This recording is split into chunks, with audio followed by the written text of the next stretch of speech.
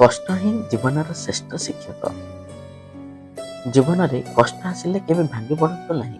ମନେ ରଖନ୍ତୁ, ଭଗବାନ ସବୁଠାରୁ କଷ୍ଟକର ରୋଲ୍ କେବଳ ସେହିମାନଙ୍କୁ ଦିଅନ୍ତି ଯିଏ ଜଣେ ଶ୍ରେଷ୍ଠ ଅଭିନେତା ହୋଇଥାଏ। ଆଜି ହୁଏତ ଆପଣଙ୍କୁ ଲାଗିଥିବ କି ସବୁ କିଛି ଶେଷ ହୋଇଯାଇଛି। ଯାହାକୁ ଆପଣ ନିଜର ଭାବିଥିଲେ ସେ ଆପଣଙ୍କୁ ଅଧା ବାଟରେ ଛାଡ଼ି ଚାଲିଗଲା। କିନ୍ତୁ ଗୋଟିଏ କଥା ଚିନ୍ତା କରନ୍ତୁ, ଯିଏ ଆପଣଙ୍କ ଲୁହର ମୂଲ୍ୟ ବୁଝିପାରିଲାନି ସେ ଆପଣଙ୍କ ଜୀବନରେ ରହିବା ପାଇଁ କେବେ ବି ଯୋଗ୍ୟ ନଥିଲା।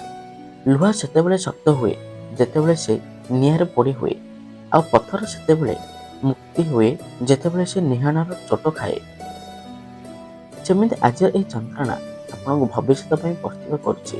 ନିଜକୁ ଏତେ ସଫଳ କରନ୍ତୁ ଯେ ଯିଏ ଆଜି ଆପଣଙ୍କୁ ଅଣଦେଖା କରୁଛି ସେ ଯେମିତି କାଲି ଆପଣଙ୍କ ସହ କଥା ହେବା ପାଇଁ ସୁଯୋଗ ଖୋଜିବ।